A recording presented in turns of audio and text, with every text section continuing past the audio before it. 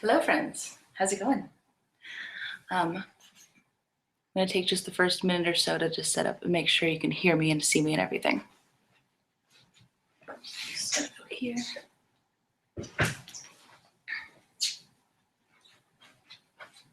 All right. So I might end up jumping back and forth a little bit between the chat and the video feed, just to like make sure everything's working.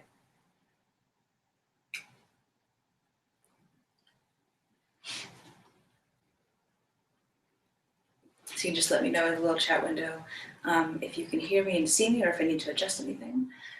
And otherwise, we can get started and stuff.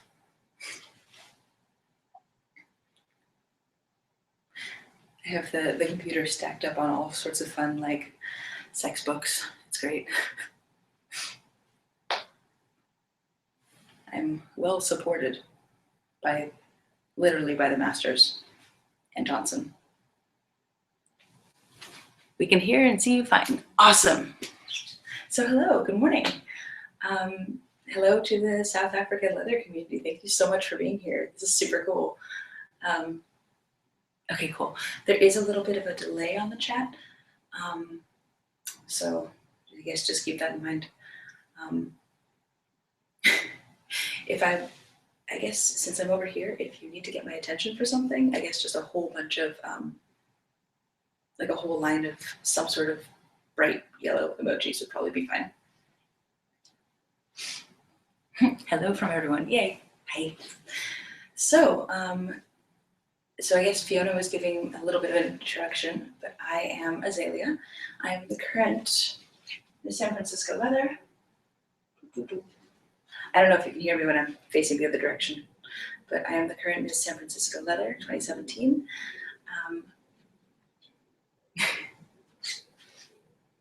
And I love Petplay. Petplay is my absolute favorite thing within the whole kink leather BDSM world. So I am a handler, and I'm also, as you can see, I'm also a pup, and I'm a pony, and sometimes I'm a griffin. And again, I'm also a handler, so I switch around a lot. You can hear me both ways. Awesome. Cool. So you have somebody monitoring the chat. So if you have any questions, or if you want to make any comments, or have something clarified, just let them know, and then they can ask me in the little window. So this class is specifically for you guys over in the South Africa community. So it's a private thing. After we're finished with it, I'm going to be making it live and public public for everyone, so then people can all access it. So thanks for being here. So I first entered the whole community in 2007, so I'm coming up on my 10-year kinkiversary. And so I had seen things here and there and kind of heard about things, but I didn't really get it. And then a significant other took me to my very first Folsom Street Fair, which is over here in San Francisco. And it's amazing. If you ever get a chance to go, definitely check it out. Gigantic street fair with folks in leather, people doing all sorts of things in the street. It's amazing. Lots of vendors, lots of good shopping. So I was there, and I kind of understood it. And I was just taking in all the sights, and this girl walks by with this feather in her hair and a bit in her mouth, and she was wearing a harness and high stepping, and her reins were being held by this gentleman in a top hat and a velvet jacket. And I just remember watching them walk down the street, and I was like, that's what I want to do. I want to be that. And I didn't quite understand what it was at the time, but I knew that that's what I wanted to do. So I ended up learning about pony play. We found the Stampede group, which is an animal role play group here in San Francisco. And we met Rebecca Wilcox, who wrote a wonderful book about pony play. And that's how I got started. How did you know I were a pet? So for me, the puppy thing happened a little bit differently. There's a comic series, a manga series. I think think it's a Korean series, and it's called Tramps Like Us, or Kimi wa Peto. And in it, there's this woman who finds some guy who's like, this boy who's like injured and homeless, and he's on her front porch, and he's like, please, can I stay with you? And she's like, well, okay, fine, you can stay with me, but you have to stay as my pet. Like, and so he ends up living with her as her dog. And she feeds him and she bathes him and like scrubs his hair, and he waits for her when she gets home. And it's super, super cute. And then he gets jealous when she gets a boyfriend. It's adorable. It's a really cute story. And I remember reading that and being like, I want a boy as my pet. That's super hot and sounds really fun. But I didn't know how to bring it up to anyone. So when I was getting into the scene and had a significant other who was like teaching me all these things about kink, I was like, so there's this book. And he read it, and I was like, so could we maybe try that sometime? Maybe have you be my dog? And it was great, and it ended up becoming like a major part of our relationship. And there was one day where I was like, maybe, what if I was a dog? I wonder what that would be like. Maybe, I don't know what kind of dog I'd be. So nobody else was home. And I was like, okay, I'm going to go on all fours, and I'm going to see what kind of dog I am. And I was just like crawling around the living room, sniffing things and looking at things. And I didn't really plan it, but I just ended up being, oh, I should have brought it. It's okay, it's upstairs. It ended up being a Papillon, which is like a little fluff purse dog, kind of like a Pomeranian, kind of little yappy thing. So that's what kind of dog I am. The Griffin I'll get into in a little bit.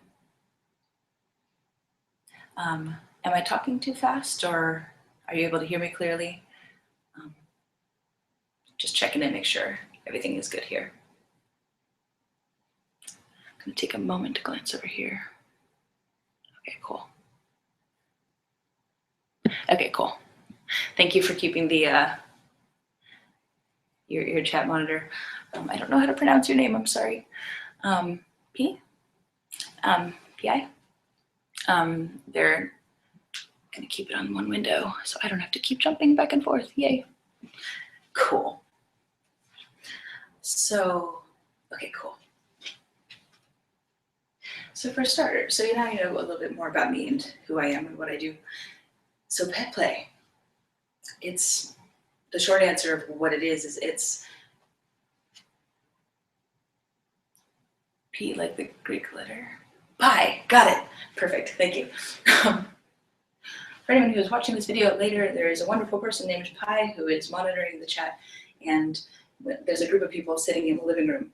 And so whenever they ask a question, Pi is putting it in the chat box so people don't have to get up and run to the computer every single time. So thank you for doing that. So Petplay, the short answer of what it is it's people role-playing as animals. So there's two main categories that tends to fall into. Obviously, there's sort of squishy bits in the middle, but it's generally either a human being who is, it's either a human being acting as an animal. So that would be like, I'm totally blanking on the words, but like a pony girl who is, she's still human, but she's being made to be a pony. So still staying in a human headspace, but being put in pony gear and maybe pulling a cart, maybe doing tricks. Or like slave puppies, and it's like forced transformation can happen too, which is really fun, which is like role playing, like, ha ha ha, now you are a snake, and you like bind someone up and you're transforming them into the animal, but they're like, oh no, I'm a human being, but I don't have any arms or legs and I have to be a snake. That sort of thing. And the other category would be more of a headspace role play. So that one's more of a transformation where the person is becoming the animal and being treated as the animal and not as a human in the animal costume. Does that make sense? And again, of course, there's spaces in the middle.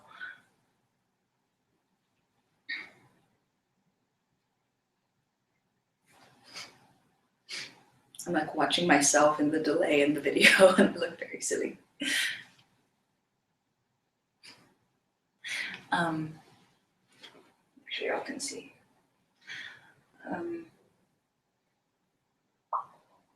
So with the first set of it, it's, okay. So with like a human being made to be an animal, tends to lean more on the side of, you'll see more of like intensive bondage and more like strict BDSM, and there might be more impact play, the more training, but that's just what you will tend to see more of. And in the Headspace Petplay, you'll see more of people being talked to like they're the animal, and there's often seems to be more affection and more.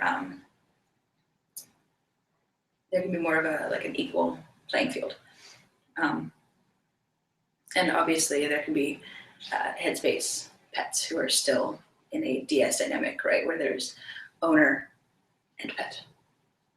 All of that can be changed. So I was mentioning that I'm sometimes a griffin. The griffin is always a top. The way that I play as a griffin. When I'm a griffin, I'm always a top. I am nobody's pet. And one of my favorite things to do as a griffin is to have somebody else who is either a human or an animal and have them like trapped in a cage. And I'm like guarding the cage, like reaching out with my claws. So I'm definitely a top, even when playing as an animal. Another example I give is, do you remember those cartoons where there was like the big bulldog and he had to watch the little kitten? And the kitten was like really cute and he was like, oh, I love the little kitty, you're so cute. Biocat, there will be 2 biocats occasionally wandering into the frame. Hey, kitty.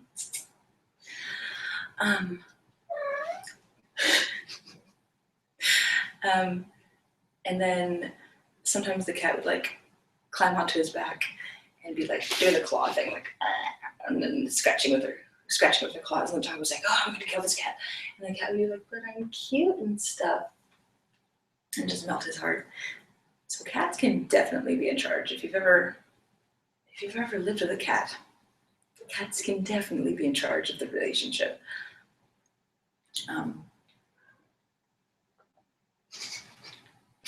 When I'm a pony, it's more of a partnership. I mean, I'll do what the person says, but because I want to, because I'm a horse. So I could squish you if I don't want to do the thing. It's interesting getting the group feedback from a single person. This is a really interesting dynamic. I've done pet play classes in the past and I've done live stream videos in the past. This is the first one that I've ever done combining the two. So thank you for being kind of like my guinea pigs, if you're into that sort of thing. But this is cool. Look, I have notes.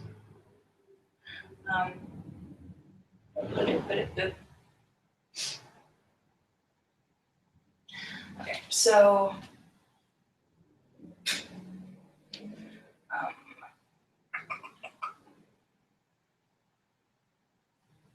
so I tend to focus more on, what's up?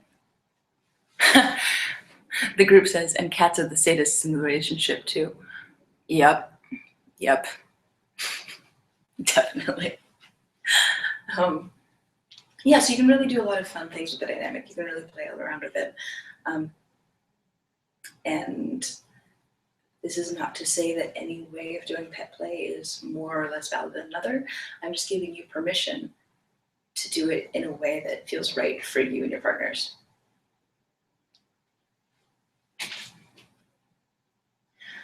Because really, there's too many strict rules and stuff in the vanilla world. Like, we might as well have fun with our stuff, right?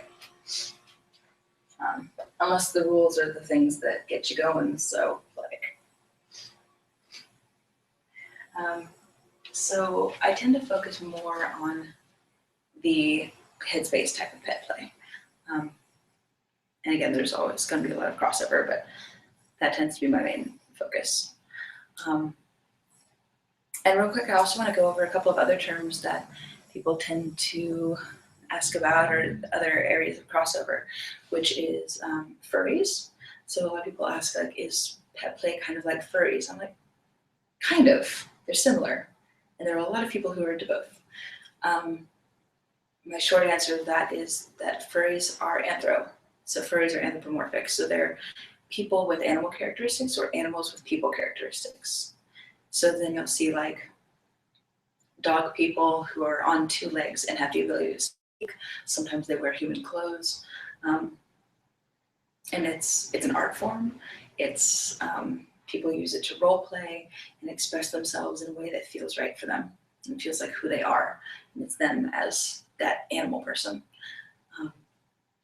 It's definitely a kink also, or it can be for a lot of people, but it's not always sexual. So you'll see a lot of people who are into both, or have a combination of those. Is there a name for the non-headspace kind of pet play?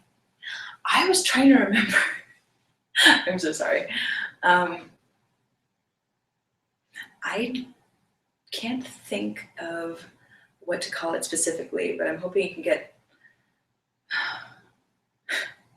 I feel like you see that form much more in porn, but I don't want to call it that because I mean, there's porn of absolutely every subgenre of everything. But yeah, I'm not sure. If y'all can think of something that seems like it'd be a good term, we can work with that and see how that goes and start using it.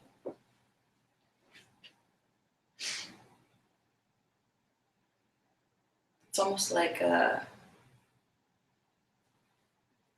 don't know. I'm trying to think of words to use to describe it, and all I can think of is human-animal role play, which is what it all is. So we'll get back to that. If you think of anything, let me know. And so that's what furries are, right? They're like anthropomorphic, the art of like, Zootopia. Zootopia was basically a movie for and by furries, which was super cool. They did a good job, I thought. If you haven't seen Zootopia yet, it's super cute. You should definitely see it. It might help you figure out what kind of animal you are, which we'll get into in a minute. Performance pet play, or I'd shy away from saying non-consensual pet play unless it was like CNC, like consensual non-consent. Like, oh no, don't make me be your slave pony, but like, wink. Zootopia was great. Yeah, this video is not sponsored by Zootopia in any way, but if they want to like send me things, that's cool too. And so the other subject, about half of us have seen it. Cool. So maybe there you go. You could have a movie night sometime. Could be fun. You ever hanging out in the living room, right? That's so cool. Yeah, consensual non-consent. Yeah. For anyone who's watching this video after it's been recorded, or anyone who's in the class right now, non-consensual play is where someone is not consenting to the play that's involved, and it's not okay, and don't do it. Consensual non-consent is role-playing, pretending to not want to do the thing, which can be super hot for a lot of people, but you have actually negotiated and you've actually agreed to the thing. So that would be the like, oh no, don't turn me into your pony. Whatever will I do? Oh no, I don't have hands anymore. This is terrible. But with a less sarcastic tone of voice. So you're playing around with that, like, oh no, I'm doing a thing I don't want to do. But you've already discussed it ahead of time and negotiated that, yeah, it's definitely what you want to do, but you're going to be doing con, non-con, or consensual, non-consent.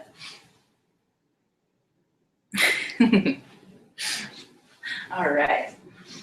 So the other category is otherkin. So otherkin are people who believe that they are their animal. So they believe that their soul is an animal, or that they were intended to be an animal, but something happened and their soul ended up in a human body instead. And sometimes otherkin, or Therians, sorry, so Therians or otherkin. And a lot of times they will feel phantom limbs. So they will feel phantom wings, they'll feel phantom tails. So they can feel like an energetic tail. People have reported like trying to walk through narrow doorways and they feel cramped because they feel like their wings are getting smushed. Also a lot of crossover with furries and Petplay.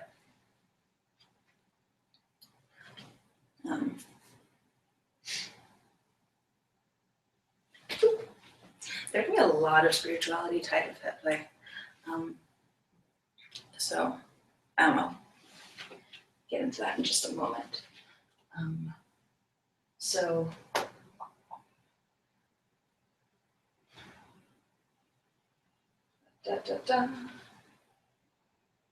So where are we at? Cool. So there are some really, really important differences between human animals and bio-animals. And these really, a lot of them are really obvious, but they're really important to keep in mind. So the biggest difference is that humans can consent. Humans can negotiate and talk about what they want, what they don't want, what they're into, what turns them on, what they're curious about but not really sure, but willing to give it a shot. So there's that. There's also a lot of physical differences. Again, obvious things, but when you get caught up in the moment, it might be hard to keep track of these things. So human mouths are not as strong as bio-animal mouths. And human animals versus bio-animals. I've heard some people use cis animals, so animals assigned animal at birth. I've gotten mixed feelings on using that term, so I'm going to use bio-animals. Like the kitties who walked by, they would be bio-cats, as opposed to some of my friends who are human cats. They're still cats, just different kinds of cats. The fuzzier kind and the less fuzzy kind. But so mouths are not as strong. So when you're playing with it, I have a whole bag of fun stuff over here. So I'll be bringing these things out throughout this video.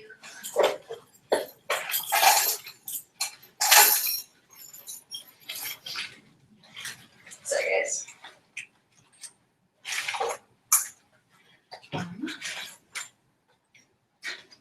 I'm doing this in my living room too. Normally when I do this class in person, I have a stand with my stuff on it, and then another like giant table just laid out with all the Petplay stuff, so people can come and see. So unfortunately, it's a little bit different because we're doing it this way instead. But, agreed on the bio versus human animal terminology. Cool, thank you. So with human mouths not being as strong, I want to demonstrate real quick this guy. So this is a chew toy that I got from a dog store. If you get something that's like a solid rubber, it's easier to clean. You don't have to worry about like stuff getting in the bits, like in the little holes and things. So if somebody is holding onto it, you can put pressure on it, but don't pull. So if you're just holding it in your hand and the other person is biting onto it, you let the human animal decide how much to pull on it. So you can kind of play tug of war, but it's less of a pulling and more of like you let them decide how hard to pull on it. And so you can kind of like move it side to side, so you can like do that sort of thing. But please, please don't break people's teeth. It's not nice. Play nice with the other kids, animals. It's so cute. It's got like glitter in it. Love this thing. Another thing, similarly, sorry, it's a little bit tangled up. So similarly, this is my pony bridle. And so bio horse mouths, a bit actually goes behind the teeth. So it's not even, they're not biting it, it's behind their teeth. Human mouths don't work the same way. So when I'm wearing this, it is in my teeth, it is in my mouth. I don't use a metal one. I don't recommend using a metal one. Lots of people do. Just be careful. And it takes very, very little pressure to do anything at all. So like very gentle pressure on either side is all it needs to steer it. It really doesn't take much. So please be careful with everybody.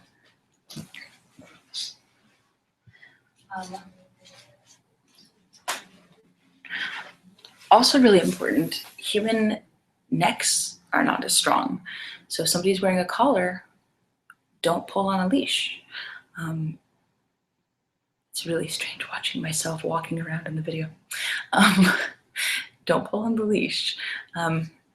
Some amount of pressure is okay, but be very, very careful with that. And again, if you want to like play around with somebody straining on the leash a little bit, have them decide the amount of pulling. You can do that with hair pulling too. If one person's just grabbing the hair, the other person can lean into it to decide the level of how much to do it. Same thing with the leash.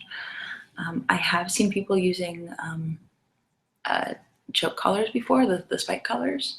I don't personally use them. If you decide to use that on your own, please do some research, learn about the safety of that, talk to other people who have done it. So I just want you guys to be safe and have fun and not damage yourself or other people in ways that you don't want to be damaged, right? I have seen people use shock collars before. That is not an area of expertise of mine. I don't know enough about electric play to be able to comment on that. I have seen people use it, but I don't know enough about that to be able to give you more information on how to use it. So seek out people with more experience if that's something you want to try out. Safety first, always. Yeah. So those are some differences. Oh, another important difference. Human backs are not as strong. So for pony play, if you want to be riding someone, or if you want to get ridden, one way to do that a little safer is to, you can sort of do like piggyback rides, right? You can do a piggyback ride and have a bit and sort of steer them around like that. And there are these awesome saddles too. I don't know where to find them. There used to be this gorgeous like upright leather saddle. It was beautiful, but I don't know who makes them or where to find them. But if you're going to be doing an all fours thing, see if you can actually see me from here. I'm trying to like watch myself and see what you can see from here. Is that visible? Where do you see that? Like there. Doop.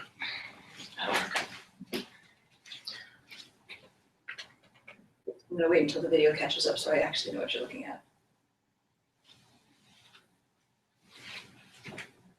Cool. So if you're doing pony play on all fours, the person should be sitting about here, so towards the back of the spine, or right over the hips, and keep your feet on the ground or right next to the ground at all times so that you can sort of take a little bit of that weight off. So you can kind of be like, do this like awkward like walking with the person here. So you're like kind of riding them, you're definitely putting some weight on them, but not your entire weight. Again, it'll depend on the proportions of the people, but just be careful of that.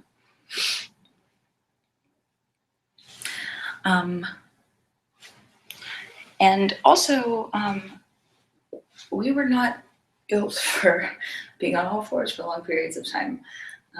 So please protect your knees, protect your hands. People use a lot of different kinds of padding for this. So there are these really thin, like volleyball knee pads that have been really popular around here lately. I use these for puppy play. So these are construction worker knee pads. They have a ton of padding. They Velcro, and they sort of strap here around the knee, and it like cups the knee like that. The reason I use these instead of sports pads is because these are designed for being on your knees for long periods of time. They're not designed for impact. Most sports pads are for like if you fall and hurt your knee. And these are designed for like actually crawling around and doing work. So these work a lot better for puppy play. They're big and clunky and they're not very cute, but they keep my knees safe, and that's what's important. Let me readjust this guy a little bit. Sorry guys. Hope you don't have motion sickness. Okay.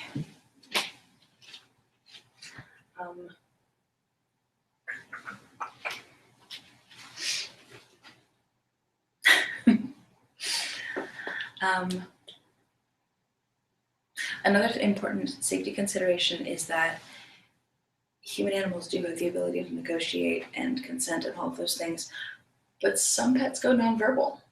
You might even be playing with a gag or a mask or something where you can't hear the person even if they can speak, but some people will go deep into a headspace and not be able to talk, not be able to communicate that way. So it can be helpful to develop a safe signal. The group says, good point about the construction worker pads. Cool. Yeah, so some people get so deep into their animal headspace that they don't have the ability to speak. This is normal, it happens fairly often. So it can help to develop a signal instead of a safe word, right? So if something's wrong. So Daisy Doll, who is a wonderful pony and very, very creative and things, makes lots of pony gear, developed a lot of her own pony techniques. She will do this if she needs to use the restroom. So she'll just cross her legs. So she's still staying in pony headspace. She doesn't have to come out and be like, oh, hey, I need to take a break. So she'll cross her legs. If she needs a drink of water, she'll do this off to the side, which is very noticeable. She just goes like this, and I know to give her a drink of water.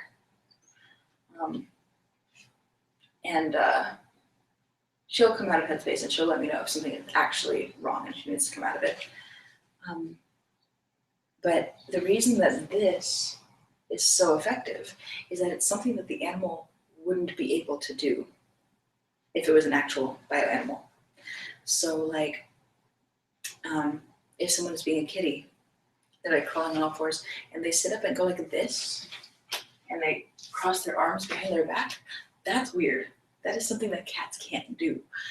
So that's definitely a signal of something is up. We need to check in, or we need to stop, or I need some help with something. So if it's something that the animal can't do, that can be a really big like indicator of we need to talk. And it can be something as simple as like, hey, can you adjust my knee pads for me because my hands are in mitts? But so you can develop your own signals for that sort of thing. If I'm being a puppy and I need something, I'll usually just use my words because sometimes I talk even when I'm in puppy headspace. It's sort of a different voice that I use, but I'm still often able to speak.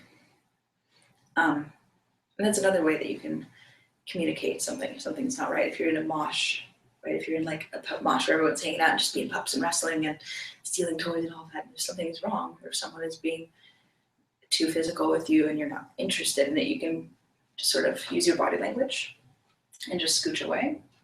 You can like, I've seen people like go like this, or you can just say like, no, I don't want to do that. And sometimes breaking out of the animal role to use human words is such a jolt that it's very noticeable, and it'll get people's attention really quickly. Oh my goodness. Also, I have ADHD, so when there's cats running around, I will be distracted. Sorry, friends. Let me see how things are going over in the chat over here. How are y'all doing so far? I didn't mean that to look as condescending as it did. Like looking down at the camera and being like, that's okay. Oh, goody, they're hammering next door. That's fun.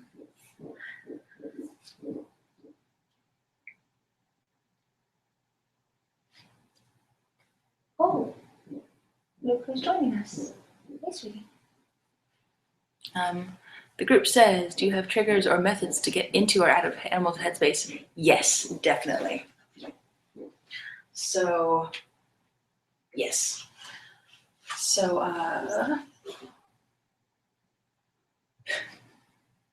hearing noises in the house, sorry. So there are some things that I do to help other people get into headspace, and some things I do to bring myself into headspace. So for other people, if I'm being a handler, sometimes it helps to have a separate name as an animal. So when you're called by that name, it's like, oh, I'm gonna be this animal. So putting on gear, I'm gonna be jumping around a little bit in the notes, so I hope it's not too all over the place. But when it comes to gear, let's see if I can get this example. So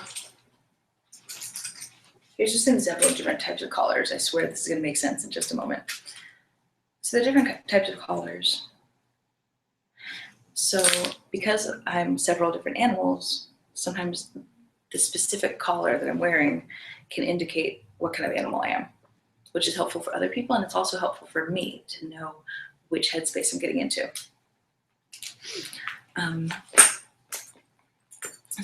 So putting on their gear, putting on their collar, if they're wearing harnesses, putting on a harness, and talking to them and using their animal name. And this is mostly tips for handlers to help their pets get into headspace, and talking to them as the animal. And I will often describe them. Like I'll describe what I'm seeing, like I'm seeing them as the animal.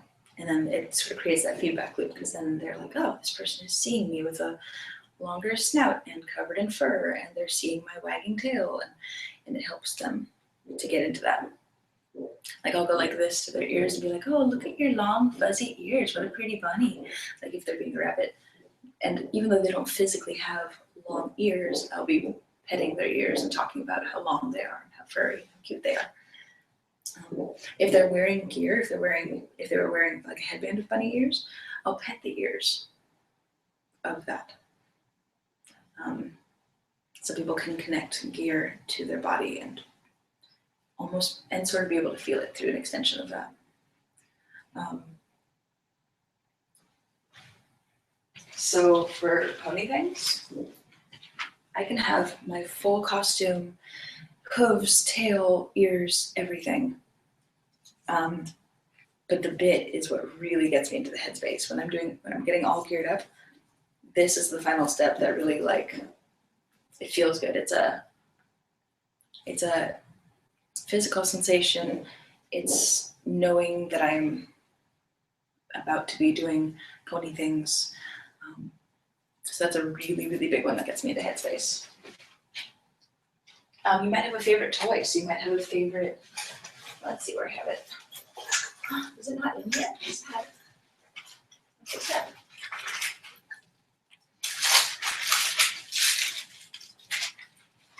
So I have a couple of things that I do sometimes. So there's a little mousy toy. If you roll it backwards and then let it go, it'll go flying. I don't know if you'll be able to see it from here, but.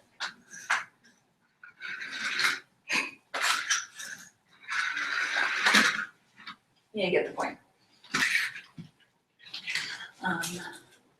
a lot of times a sound or a visual will help get into Headspace. So like if there's any kitties in here, you can see the shiny thing and the crinkly thing. Pretty exciting. I have a Blinky toy that's like, like if I just turn on the Blinky toy and start throwing it, there's always someone who just like gets that hyper focus of like, oh man, I gotta catch it. I ended up attracting Biocat. This happens. Yeah, jingly things, squeaky things. Go to a pet store and just like, don't put anything in your mouth. It's rude. But you can like squeak the things. If there's jingly toys, you can jingle them. Just go to the pet store and like poke around with the different toys and see what moves you, what like for some reason stirs you to like be like, oh man, I totally do want to chew on that thing. That's awesome.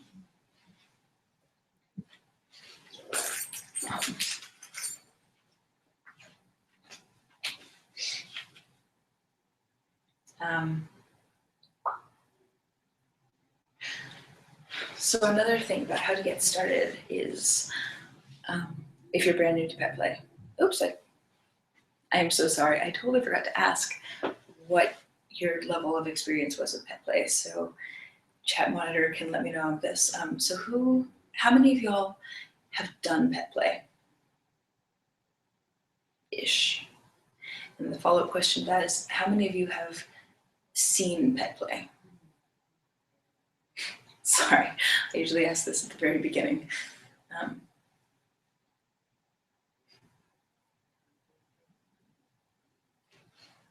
I'll give you a moment just for the chat to catch up. So if you don't know what kind of animal you are, actually, most of us have seen Petplay. Okay, cool. And I think Fiona was saying that only a few people, she's only seen a few people in the community doing Petplay.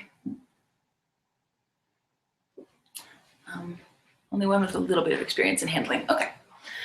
So for figuring out what kind of animal you want to be, the peanut butter. Okay, so for anyone who's watching this later and is not able to see the chat, because the chat doesn't get saved, unfortunately. For anyone who's watching it later, there's a comment. The Peanut Gallery asks if doggy style counts. Y'all are silly. Yes, if you're barking.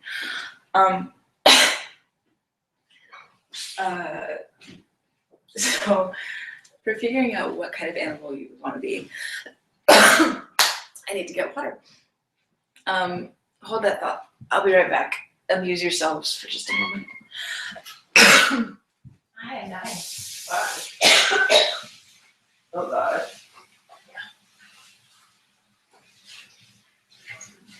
Want to get food after your thing, or are you good? Yes, probably. Also, it's still alive. Yeah.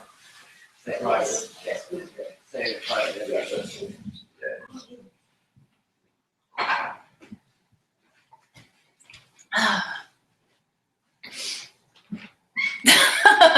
And there was applause to that. Awesome. Oh, I can't see the camera. Oh wait, no, it's a It pause. takes a moment. There's a bit of a delay. Hey, look at the camera. Look at the camera. Important. Do not push buttons. I know. I was. They've been walking here and there.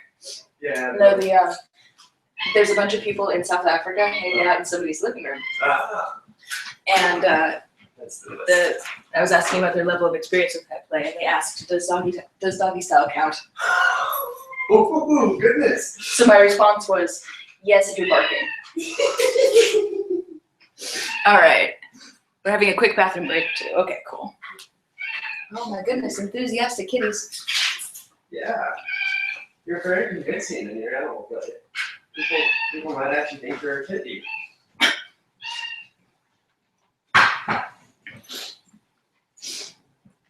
Oh my goodness.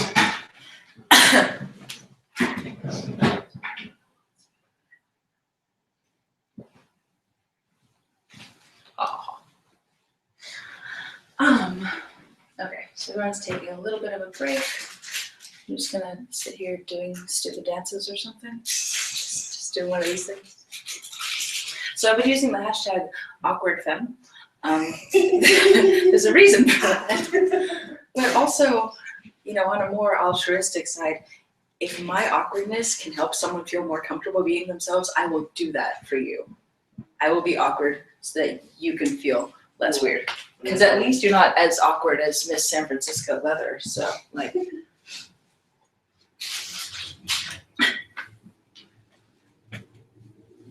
Okay. Look at all these notes I didn't look at.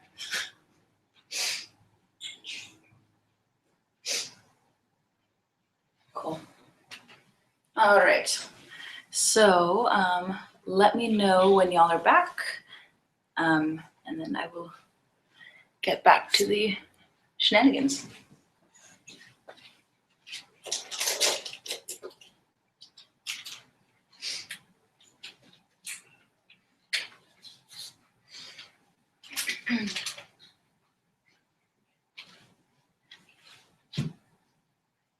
I should grab.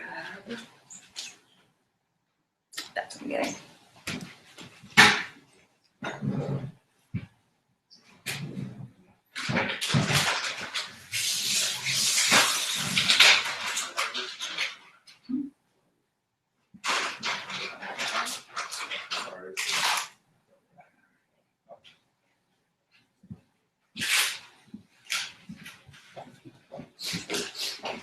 Okay.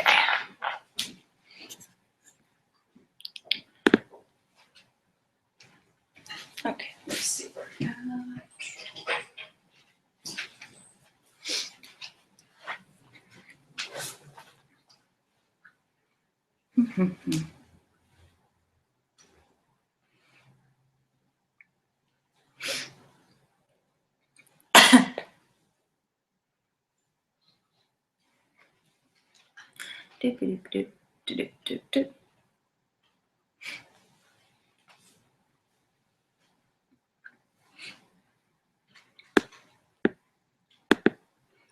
Oh, I can actually see myself live from that window. That's cool.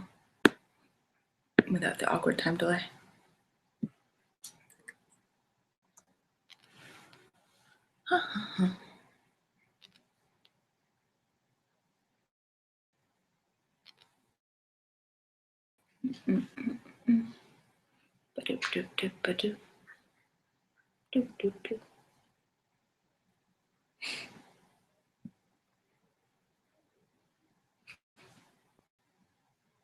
Silliest. All right, everyone's back. Awesome. Oh my God.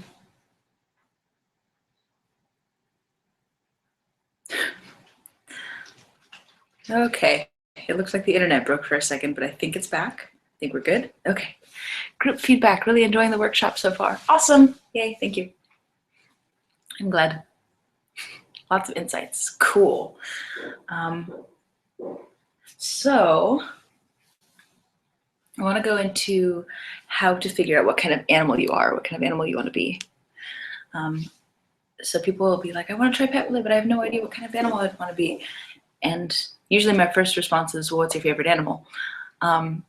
Because really, you can be anything. I mean, I'm sometimes a griffin. You can be whatever you want. I've seen hybrids too. So I've seen puppy kitties. There was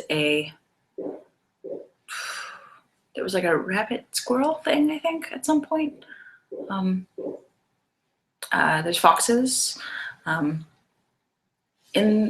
In this world, in this Petplay community, you will most often see puppies, ponies, kitties, foxes. Foxes are becoming more common. I don't really know when that happened, possibly because of the fox hunts, human fox hunts, where there's like someone is being the fox and some other people are being dogs and some other people are being horses and some people are being handlers. And the fox like runs off and hides and then everyone is in teams and they try to catch him. It's very exciting. And the fox or the prey animal can be any animal. But that's my theory as to why there's more foxes right now. That and there's been like a lot of really cute fox videos on YouTube, so I think people want to try being that. But what's your favorite animal? What's an animal that you were always drawn to in artwork or at the zoo, and you were like, or the thing that you used to draw pictures of all the time.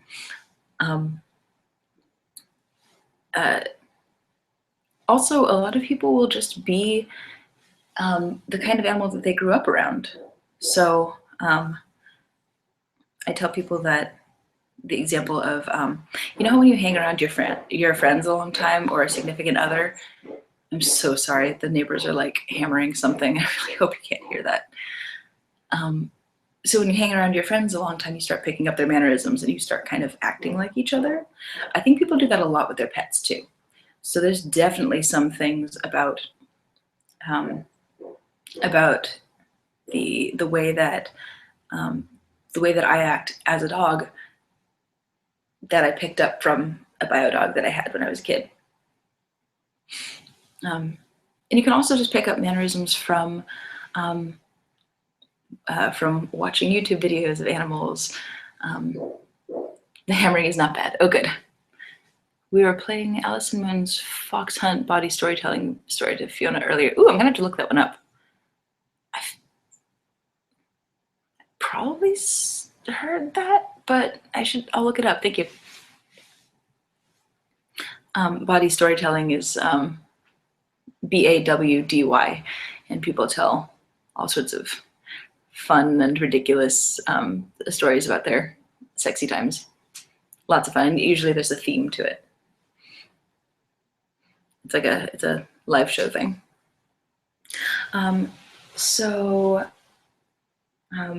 Another way to figure out what kind of animal you want to be is what type of pet play do you want to do? What is it that attracts you to pet play? So within the different types of animals, you will tend to see like certain types of play. And of course, any animal can do any type of play. I give you permission to make it your own and do your own thing. But frequently you will see kitties being more gentle play, less wrestling, like chasing and hunting, maybe just sitting looking pretty and getting groomed and getting brushed and getting treats, all of those things. Ponies, if you're really into gear, if you're really into the stuff, definitely pony play is awesome because there's like harnesses and restraints and whippy things and ropey things and like all the fun costuming things. You can do masks. And people who are into like latex or rubber, latex is rubber, latex or spandex, or like bodysuits. A lot of ponies will wear a full body suit to like change what color they are, or like to make their appearance more pony-like.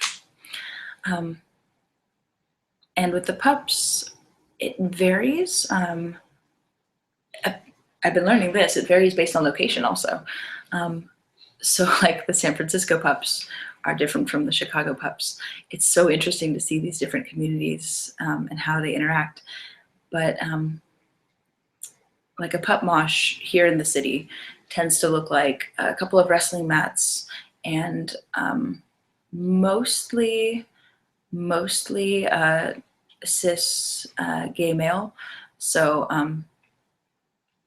mostly a bunch of dude pups, and it's more wrestling and more physical contact and kind of sort of shouldering, like bumping into each other and stealing toys.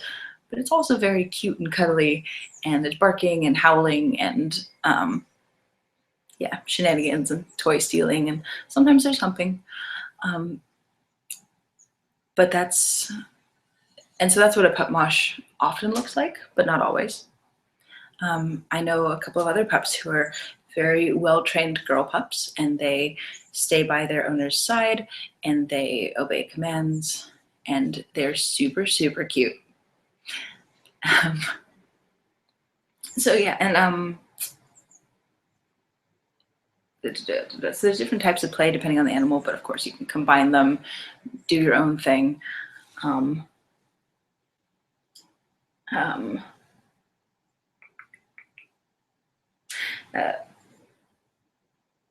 If you are on the human side, if you are in human mode and you see a human animal at an event, and you want to interact with them, I suggest that people approach it the same way that you would a bioanimal. So that would be, if it's someone with a collar, you can ask who they belong to, or if they have an owner. If there's a leash being held by someone, of course, you can ask the person holding the leash, is it okay if I pet your pet? And if they're just on their own, doing their own thing, or if it's at a mosh. So the same way that you would approach a bioanimal. So just put out your hand first. You can sort of like crouch down a little bit and be like, hi, is it okay if I pet you? And see if they'll come up to you. And a lot of times they will come right up to you and just like have this sort of motion. So if you have your hand out, a lot of people will sort of like go like this and sort of nudge your hand. Some people will just dive right in and they'll put their head right under your hand like this. Like, yes, you should pet me. This is where you should pet me. This is where I want to be pet. And then you can touch them there. Assume non-sexy touching unless you've negotiated ahead of time. Like when they're already in a pet headspace, don't be negotiating that right in the moment. At least for the first meeting, right? So, if someone is being petted and you can sort of, they're like moving their body around, so you can pet like different parts. Oh, my back scratch, I'm gonna move my back around. Sort of you're gonna let them decide the level of interaction. If you put out your hand, if you put out your hand to someone and you wanna pet them and they sort of look at you and they just sort of go the other way, leave them alone, they're not interested. They might shake their head. I've seen some just do like one little side step, and that's perfectly fine. Don't chase after them. If they're not interested in play, leave them alone. Another great thing to do if you are at an event is to, where'd it go? Did everyone know about it? I have like a pile of toys over here, and I somehow managed to leave another entire pile in my bedroom. Some of our weird hobbies, right? So you can also grab a toy if you bring a squeaky toy, or if you find one of them at the play space that's like a community toy. You can also just go near them and like sprinkle it. If it's a squeaky toy, you can squeak it a few times. And that usually will send them running and they will come right up. Not send them running, but yeah, you know what I mean. The pup talks about the offer and refusal or accept pattern of negotiating consent with pet in Headspace.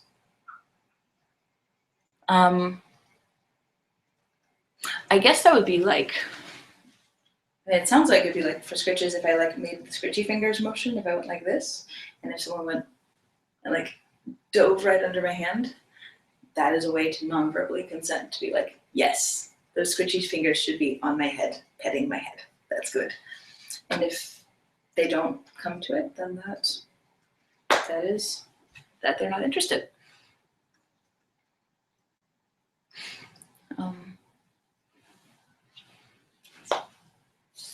But you're still letting the animal decide the level of interaction. And if you are being the animal, if you're being the pet, you can decide the level of interaction using your body language or using your words. If someone's like, hi, can I give you scritches? And you're like, no, thank you. That also works.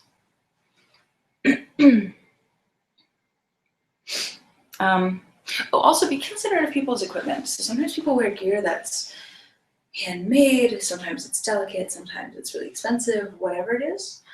Just bear in mind, just be careful of what they're wearing. I have so I said it was a papillon, which is like, it's like a purse dog with gigantic ears. So these are my puppy ears. They're just on a headband. So if I'm wearing them, and I love getting head scratches, but if someone's giving me head scratches and they're like way too enthusiastic, they're gonna knock my ears off. So be mindful of that. And they're not delicate, but like I'd rather not have them damaged during play. As I throw them, they're fine.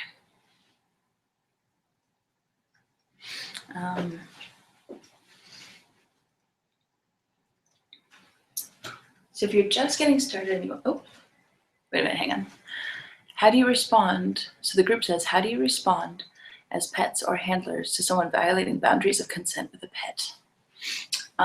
If you are a handler of a pet and somebody else is violating boundaries with them, you can step in and be like, hey, my pet doesn't want to be touched like that. Leave him alone. And if you're the animal, I've seen people do very similarly to what bioanimals do, where like if they first don't like it, they'll growl, and then they'll like show their teeth. And it's that same progression that biodogs will do. Like they'll sort of like move away, and they'll be like, I can't do it because my mouth is too dry.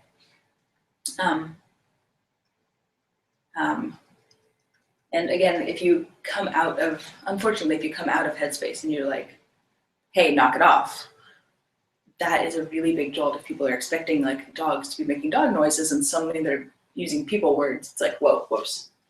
And like, and of course, if they don't stop when you tell them to stop, find a DM, a dungeon monitor.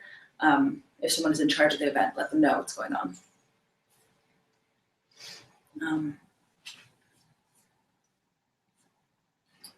And really, when in doubt, if you treat someone as the bioanimal, like if you're concerned about violating boundaries, that tends to be a better way to make sure you're not going to go too far with someone, right? If you're reading body language, you're not trying to like if I'm a pony and I'm wearing, I actually wear this harness sometimes. If I'm being a pony and someone's petting me and they like grab my boob, that's super weird because that's like I'm a horse. I don't picture that being like ew. Why would you do that to a horse? That's weird. Unless I've like negotiated more of that play with somebody ahead of time. But if someone's just petting me and they're just petting my shoulders and my back and my head, that's fine. And there will be people who don't want to be petted on various parts. I knew a pup who was okay with being petted. He let us know before he went to the mosh that he was okay with being petted, like on his body, like on his arms, on his back, but he didn't want his head being touched, which was great that he let us know ahead of time. So I was being a handler that day, so I was able to keep an eye on the situation and make sure people didn't pet his head. There are these really cute patches that you can get for bioanimals, like harnesses and patches that you can put on your gear that said like "Do not pet," or like "I'm working, don't approach me." There's a dog collar that I really want to get that I actually saw on Jenna Marvel's channel, and it's a dog collar that says "nervous," which is really, really cute. And there's another one that says "friendly," which I'm probably gonna end up getting at some point. So having some markers on your body of what you're okay with, what you're not okay with, can be helpful. Not everyone will pay attention to those things, but it's a start at least.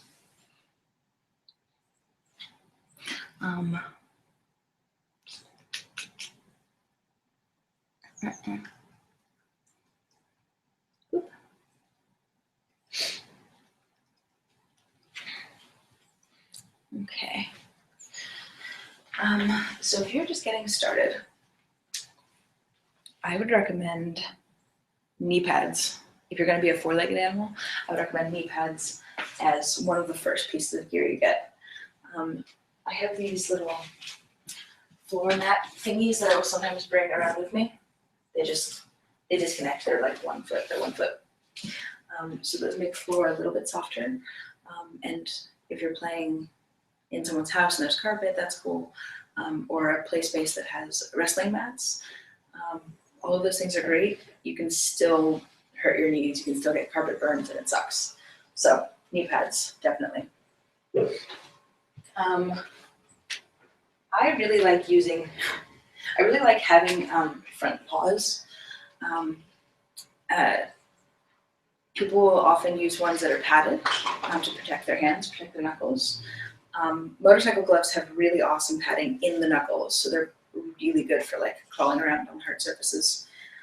I just use these when I'm a pup. They're socks, but they're like really fuzzy and super cute, and they like I can kind of grip things if I need to. If there's like something going on and I need to maneuver, I can do that. But for the most part, I just keep my hands and fists inside of them, and I have little paws. And if you want to, depending on your type of play and who you're playing with and all of that, you can also have this be more of a fun, like bondagey, restriction-y thing, where you can have some sort of mitt, something covering your hand, and then have something locking on. So that can be a fun part of play to get you into that headspace and get you into that role, is to have the human person be like, and now I'm taking away your hands and turning them into paws. You don't get to use your hands because you're my animal. You can take away their human speech and not let them have that. There are these really fun restraints too, where you can bind the leg so that you can't stand up. You can only use your knees. Super cool. And of course, the parts that make you look and feel more like the animal. So there's a bunch of different kinds out there. You've probably seen some of the gorgeous, like the masks and the elaborate costuming. I love it. It's wonderful. Not everyone can afford it. So sometimes having just a small thing that symbolizes the animal or signals to people what you are can be helpful. So I have these ears.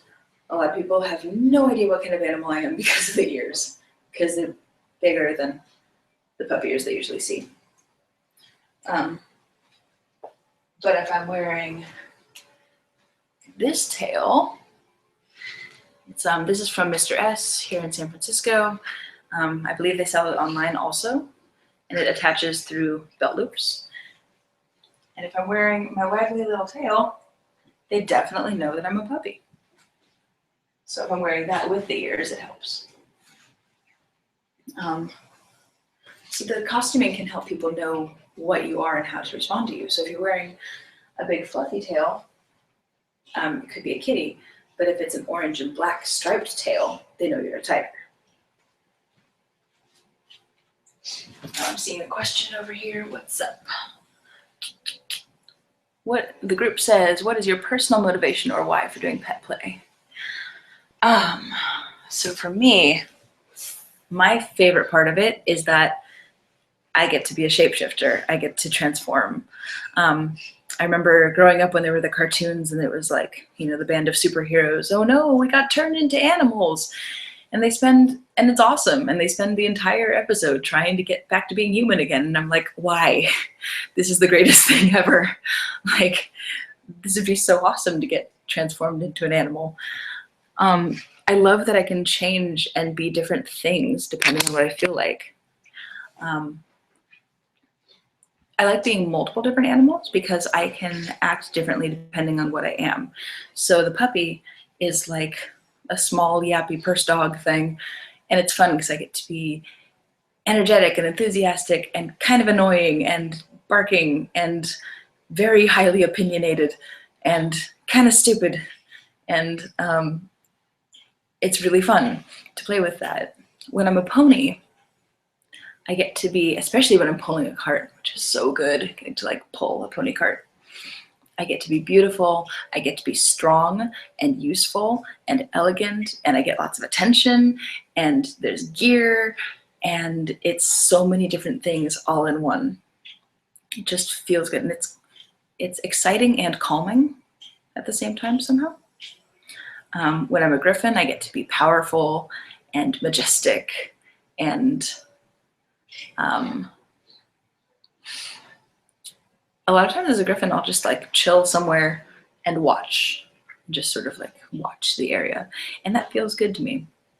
And being a handler, I get to pet all the animals. I get to well, not all of them, but I love bio animals. I love human animals. I love that interaction.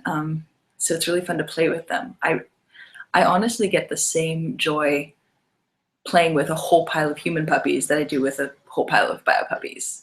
Like, I'm excited to see them, they're excited to see me. It's just this, when you're being an animal or when you're playing with animals, you can just not worry about all the boring, stressful people stuff for a while. And you can relax. When I'm a puppy, I only have to worry about, is that person going to be a friend? Are they going to pet me? Are they giving me treats? There's a toy. Can I catch it? Can I hide it from the other pets? And that's basically all I have to worry about. So I don't have to think about all the stressful human stuff that I have to worry about all the time. It's really nice.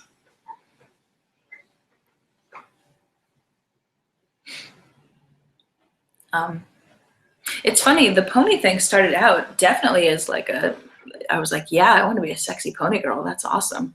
And then it sort of evolved into this like, oh, it's more like I'm transforming into a horse. Like aesthetically, the sexy pony girl thing is super fun. But when I'm doing it, it's more of just like getting to be a horse. And it feels good. Group says, how do you select a handler? Same way you'd select any other partner, I guess. So Petplay is kind of interesting in that you can participate even if you don't have a handler, right? Because there can just be pets playing together. If you are a dog and your friend is a cat and you have a toy, you can just bat it back and forth between you and chase after it and bark and meow at each other and have a great time. You don't need any people. You don't need any like human counterparts. I have had handlers as a pup and as a pony. And sometimes it's just I'm at an event and I'm like, and someone's like really wants to play with me, so they will just play with me for a while.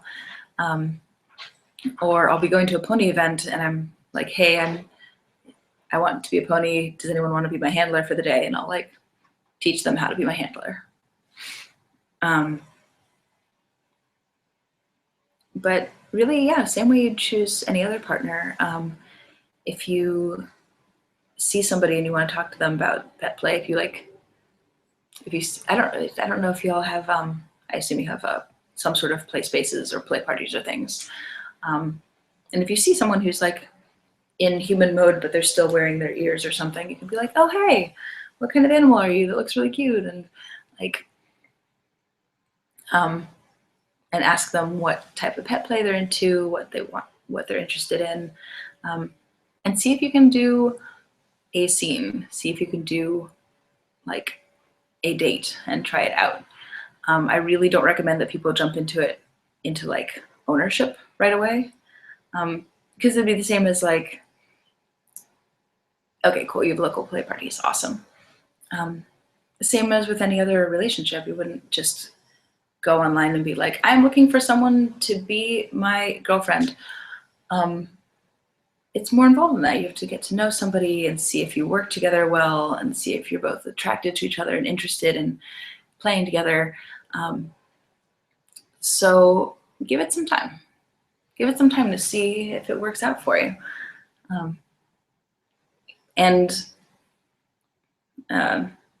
You know, people have different experiences with it. In my experience, I think it's fun that I don't currently have an owner. I think it's fun that I get to just like kind of wander around and do my own thing. And if someone wants to hold my leash for the day, that's great.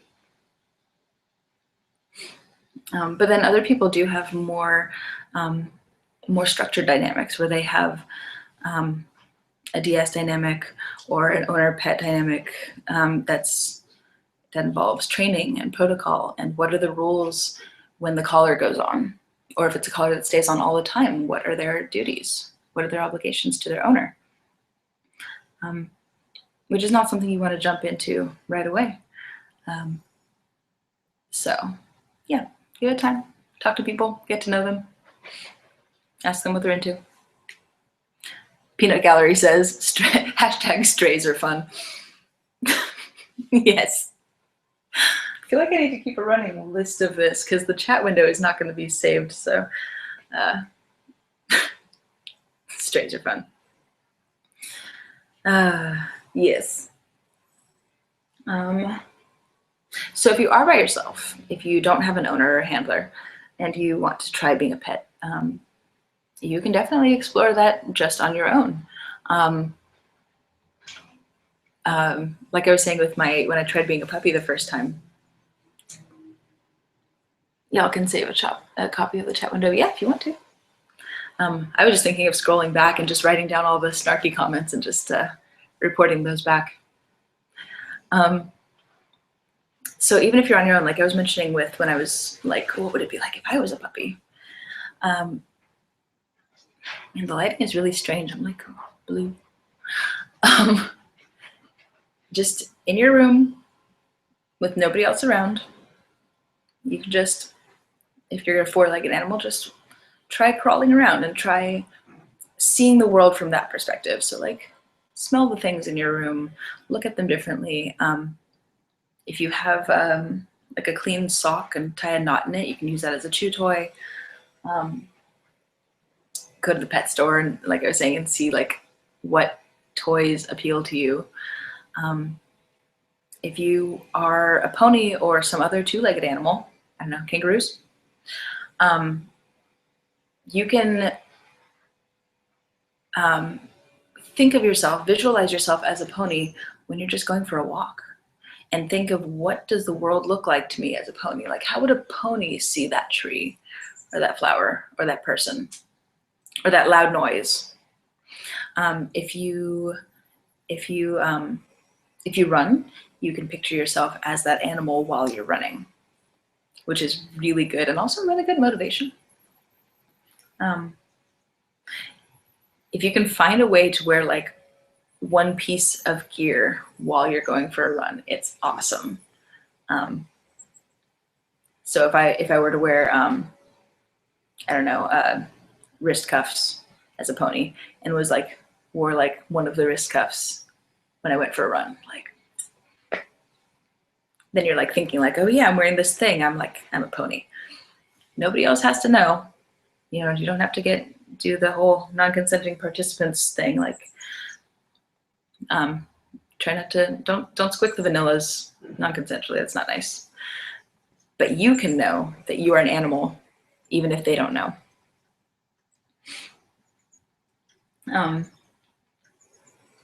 And if you do any sort of meditation, that's an easy way of doing it too. You can visualize yourself as the animal and explore the world that way. I really like being an animal to go to sleep. So like sort of crawl into your bed, and if you're a kitty, you sort of do the kneading thing, right? Like turn around a couple times. Sleeping as a pony might be tricky. Like burrow under the covers if you're a bunny or some other burrowing animal. And I found that I sleep really, really well that way. And it might actually affect your dreams, so that'd be cool. And a really, really easy way to get started, or just to try out Petplay, if you do have another person to do that with, is just when you're watching TV together, when you're just hanging out. If you,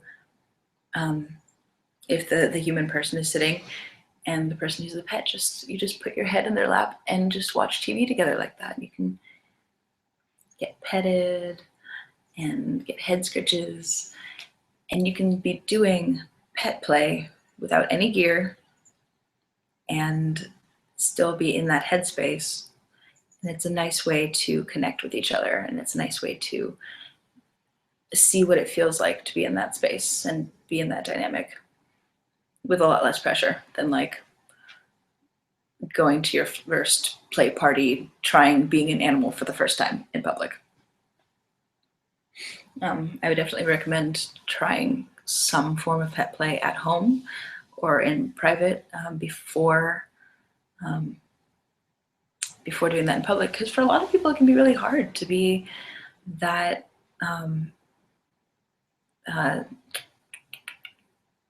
like, wow, I'm totally missing the word.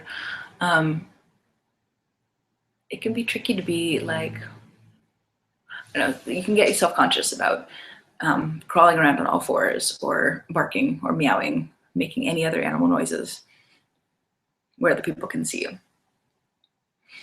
I mean, at this point, I've been doing this for like 10 years, so I bark a lot in public, and I live in San Francisco also, so I'm incredibly spoiled that if I see one of my puppy friends across the street, I can bark at them and they will bark back at me, and nobody bats an eye because we're a city of weirdos.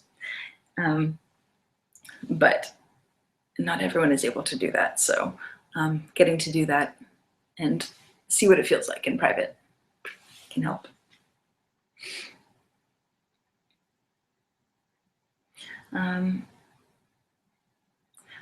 So I'm just curious, after with some of this discussion, do any of you hanging out, do any of you know what kind of animal you are, or what kind of animal you might try to be, or might be interested in trying to be, or being? I don't know what's happening to my words right now. I need water.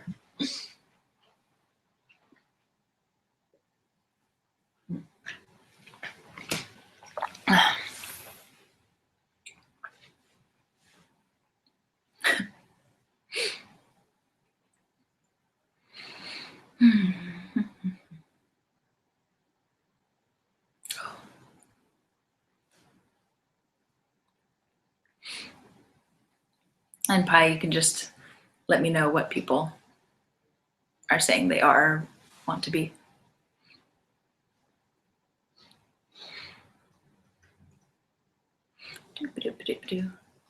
Oh, chat delay.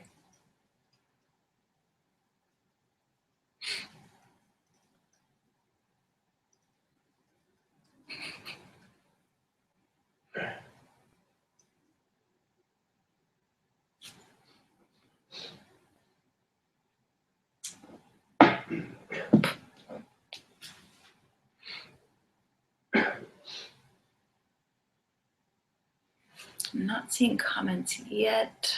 Hoping everything is still good internet-wise.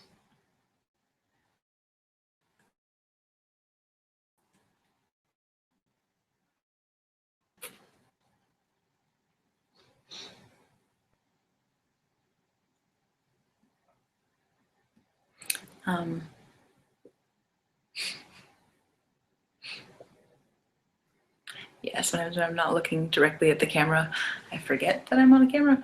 And so I have no idea what facial expressions I'm making.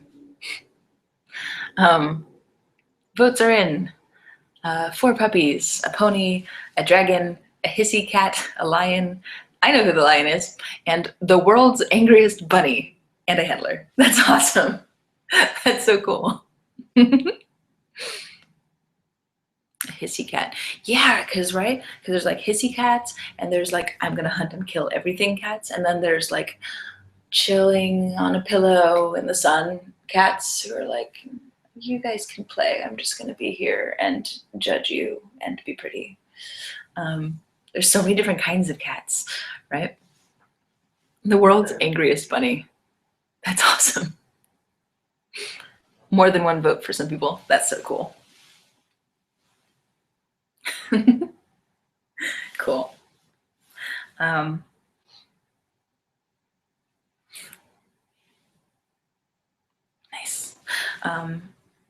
I just remembered something I forgot to mention earlier, which was regarding interacting with pets that you haven't met yet, or and also when it comes to safety.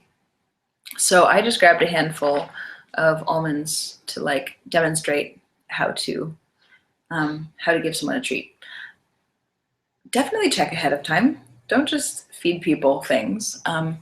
There's a story in the book, The Human Pony, of a pony who was being offered sugar cubes, but she wasn't supposed to have that much sugar, but she just kept eating sugar cubes. She ended up being fine, but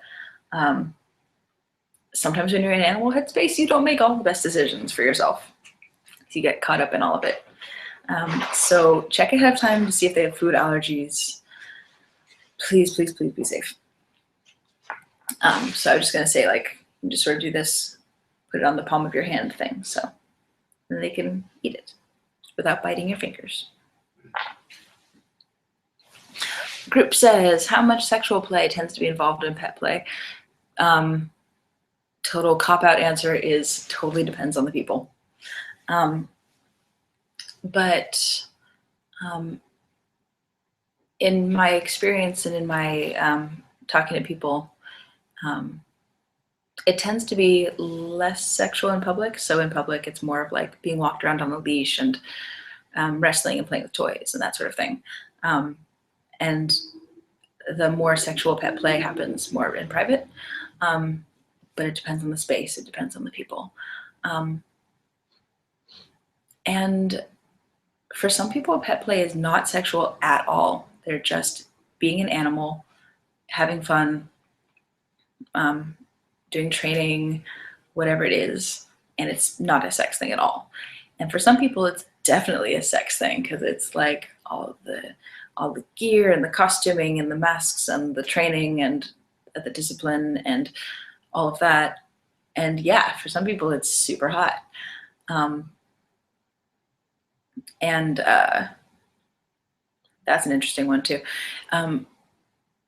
If you're, when it comes to discipline for pets, for some pets never ever want to be hit ever. Like that would be really deeply upsetting for them to be hit while they're in Headspace. And for other people, spanking is a good punishment. For other people, spanking is a good reward. So that's something you need to ask ahead of time.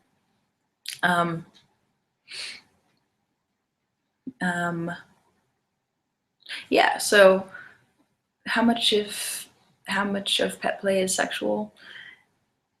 Unfortunately, I have to give you the answer of it depends.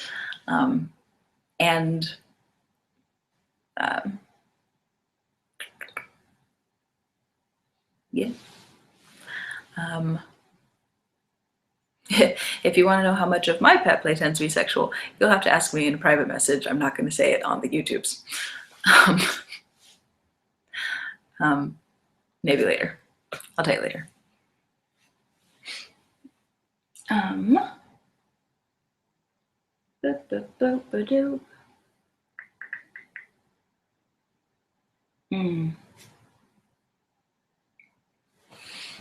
So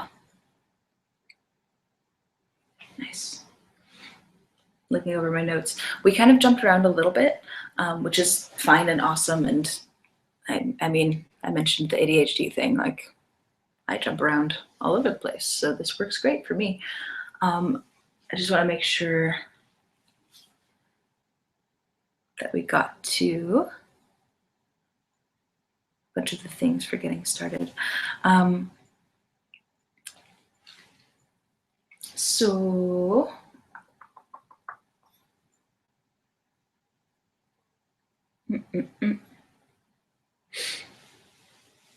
let's see. Oh, yeah, that's a fun one. So actually linked to that question there. So there's a lot of ways that you can combine pet play with other kinks in many delightful ways. So medical play, if you're into medical play, you can do a veterinary scene, which you can take all different directions. It can be just a checkup to make sure everything is good. It could be maybe the animal needs to get fixed. So whatever that looks like in your role play. And you can do, check them, make sure everything is good, give them medicines, bandage them up if they're injured.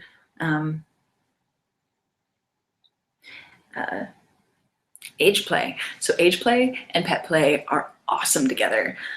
Getting to be a pet in a room full of age players is one of the greatest things ever because they're super excited and they all want to pet you and cover you in stickers and brush your hair and stuff. Littles can make really great pet owners, and that is a really cool dynamic. It doesn't have to be they can still be owner and pet, but it's little and pet. And for anyone who isn't familiar with the term, age play is people role playing as an age other than what they are. So they are adults of legal consenting age, often role playing as children. Sometimes it's not sexual at all. Sometimes it is sexual, but that's just what age play is. It's role playing as different age. So people who are role playing as children, hanging out with people who are role playing as pets, it's super cute. I taught a class once that was pet play for littles. So it was a classroom full of people who were littles, who were age players, and I was teaching them how to take care of human animals. Like one of the cutest things I've ever done. And one time I got to be a pony at a littles party. That was really great too. If you're into bondage, of course, you can have your hands restricted, you can have your legs restricted, posture devices, anything that is like, again, in like the forced transformation of being an animal. Cages are great.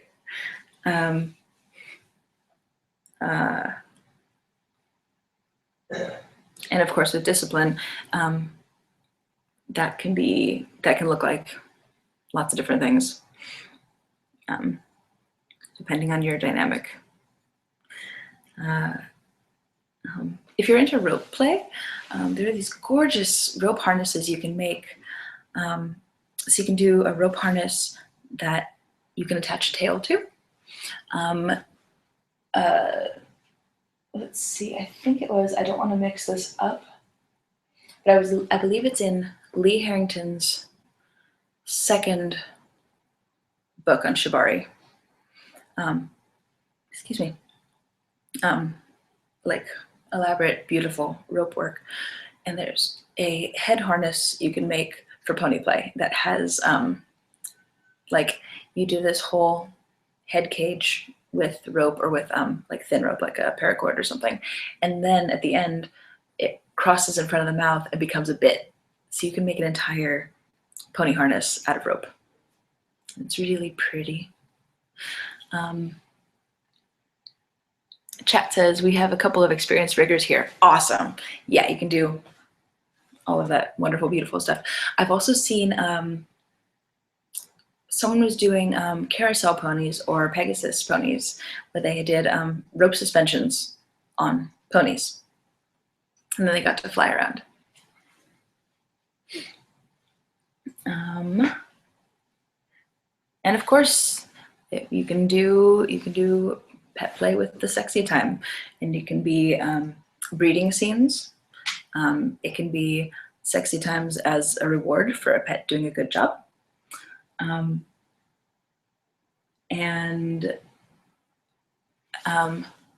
I'm curious, I want to ask the group here too.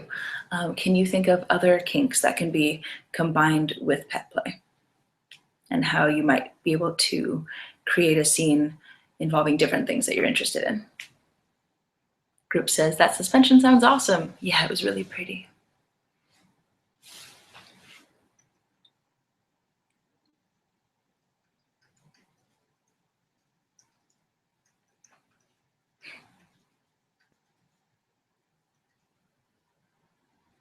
Doop, doop, doop. And while I'm waiting for the response, I'm gonna go grab something from over here.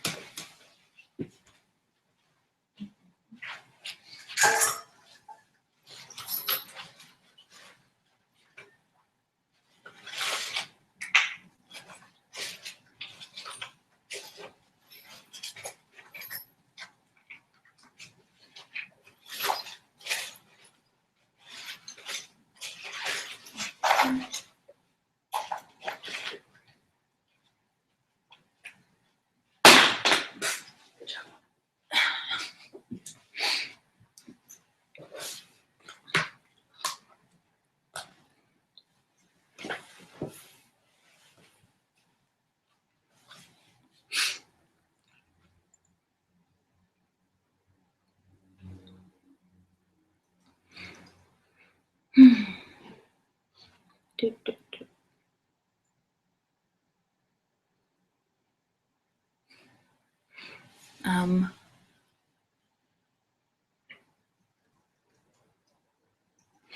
The group says, not a question, but can you talk about ways to combine bondage with pet play? And they also said fire play for mythical animals like dragons. Yes, yes, definitely. Oh my God, yes. Please do that, and I want to watch. That sounds really cool. Yeah, fire play, dragons, definitely. And biting, of course, that's an easy one too. Claws, there are these awesome like claws that you can put on your fingers, or these claw gloves you can use for the ferocious beasts. Different ways to combine bondage with pet play. Yeah, so this for me is more of a pony thing than a puppy thing, but that's just my own, the way that I do it. When I'm a pup, I don't really want to be like restricted by things. I want to be able to like play around. But for pony things, I really like the heaviness of gear, and I like being able to feel it, and I like the sound of it. I like when there's extra things that jingle when I move. So I actually got my patch harness. Whoops. I got my patch on a harness partly so that I could wear it with my pony gears, because I really like the straps and the buckles and that feels good. And I like that it feels secure.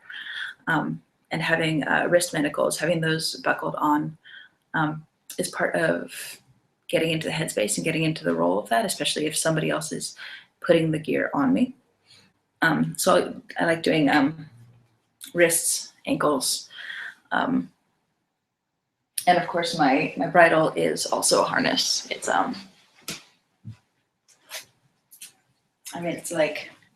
it's pretty and it's shiny, and this one isn't as it's not as heavy as I would like. Like I might actually add things onto it to make it heavier, but it still has buckles, so it still has that fun effect there.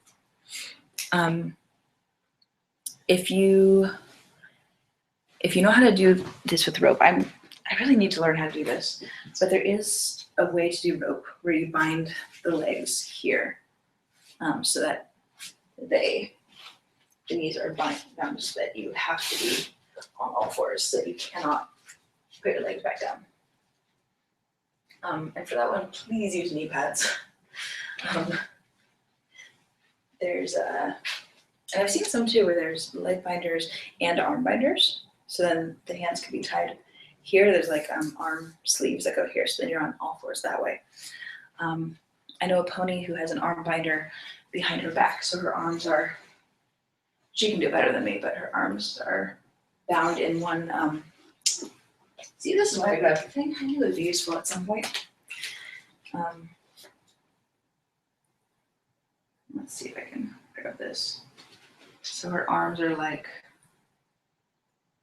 bound in this thing that like laces up. There's like corset lacing, and her arms are like in this thing, and then there's like, it locks down at the wrists. So I don't know if you can see that very well, but that's like the back of her head. So she can have her arms bound in this thing. It's like an arm corset thing. Straight jackets too. Because if you're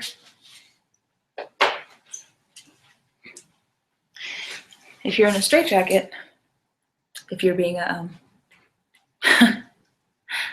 Luna says getting there about the fire. Nice. And the group says the leg tie is the Fudomomo tie. Thank you. I appreciate that. So I actually used to do this more, but I used to have, when I was being a pony, I would have my arms behind my back more, so that these were my front legs, which I really like because it makes me feel taller. It makes me feel more like I'm horse proportioned. But now I use these as my front legs. So I'll walk like that, or I'll just hold them still. Where'd it go? I have stuff. There it is. It's my hooves. My hooves came with straps that buckle around here. I don't have them here at the moment. They're being used for other things. But so there were straps that buckle around here, but I could also wear this with a cuff with a manacle around here.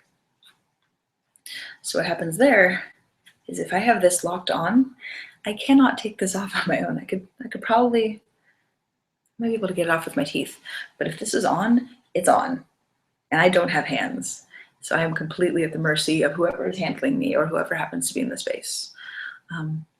Obviously, for safety reasons, you really want to trust the person that you're playing with and make sure that you're in a space where if there's an emergency, someone can get you out quickly or help you so you don't have to use your hands.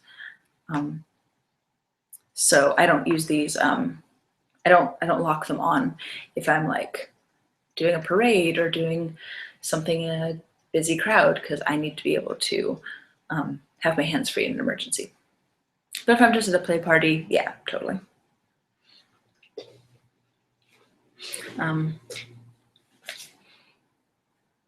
So for this last portion, I would love to take some questions, and actually,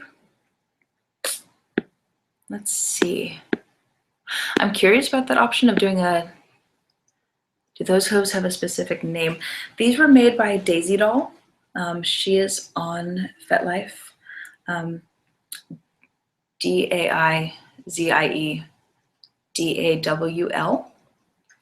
And she made these, and they're beautiful and wonderful. And there's leather up here. I'm trying to remember who are the other hoof makers, because there's a few other people. If you are watching this video later and you want to leave a link to your store or your website, if you make hooves, go ahead and do so. But yeah, I love these. They glop.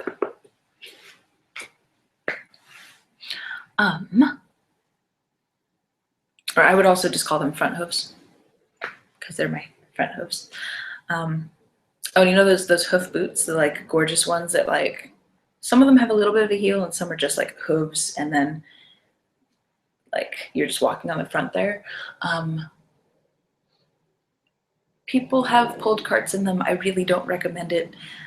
Please be careful. Like, know your own limits. Please don't break your ankles. Horse jokes. Terrible, terrible horse jokes. But again, right, we do the whole risk-aware thing. Know the risks involved and make your own decisions. But when I do pony play, I wear sneakers or boots. I have worn comfy sneakers with like these hoof coverings. So that was really cool back in the day. I don't have those anymore, unfortunately, but yeah, comfy shoes. Comfy shoes are great. Okay, so I want to, for the remaining portion of this, I would love to answer any further questions you have. And I just want to say thank you to all of you for being here. Thank you for hanging out with me and for hanging out with each other and for being part of this class. Thank you to the members of the Patreon who are supporting this class and making it possible. And I believe Nona was saying that over on your side, it's I'm so sorry, I'm really bad at this, but it was a fundraiser for someone's travel fund, I believe. So awesome. Throw monies at them if you can throw the monies at them. Support travel funds. It's great. And if you want to find me on the Twitter, I am Azalea Pony. I'm going to put that in. Come on. So that is my Twitter handle. I don't know what happens if you click on it. Nothing, apparently. So that's my Twitter. You can find me on there. I'm in San Francisco, so if you're in San Francisco, come say hi. It's for Una's travel fund to IMSL next year as Miss South Africa Leather. Yes, awesome. So exciting. That's so cool. Yes, definitely support her travel fund. So I want to go real quick over to, I'm going to jump over to Facebook and see if we can do the live hangouts over on Facebook for just a minute.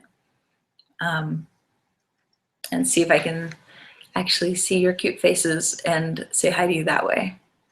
So let's see if that works. And for everyone watching this video after the fact, and it's the pre-recorded, thank you for watching. Thanks for being here. I'm probably going to do some more live classes. This was fun. And for the South Africa community and for Pi, let's try this over on Facebook. Let's, come on, jumping over. There it is.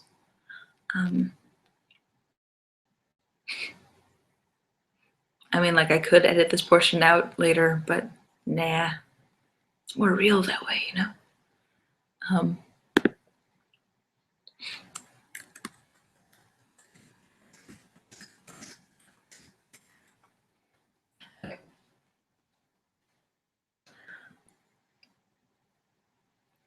So I'm gonna sign off on the YouTube and jump over to the Facebook for just a minute, for a little bit, to answer a few more questions. Thank you all for being here. Y'all are awesome. And jumping over to the thing. See if I can make it happen. Okay, just kidding. It's not letting me do it on this. So I'm just gonna be doing it over on here. So thank you. You're wonderful. If you have any further questions, let me know. A few more minutes and can hang out for a little bit more.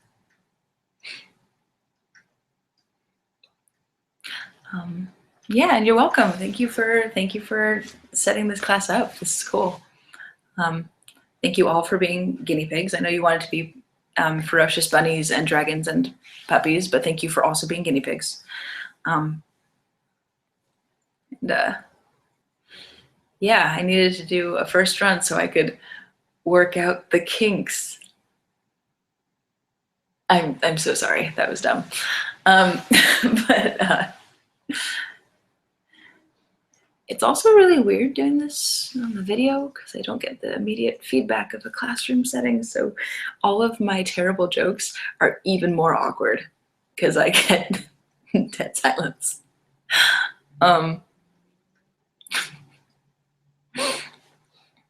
You are welcome. Golf clap.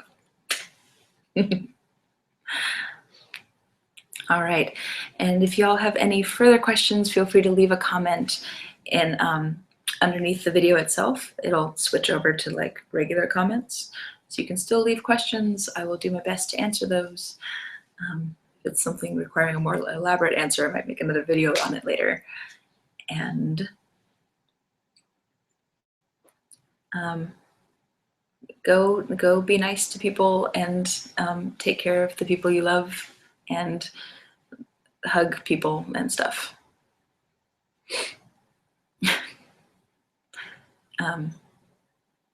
Yeah. Thank you all. I am Azalea, and I will see you all soon.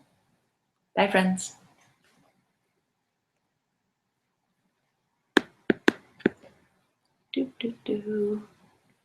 And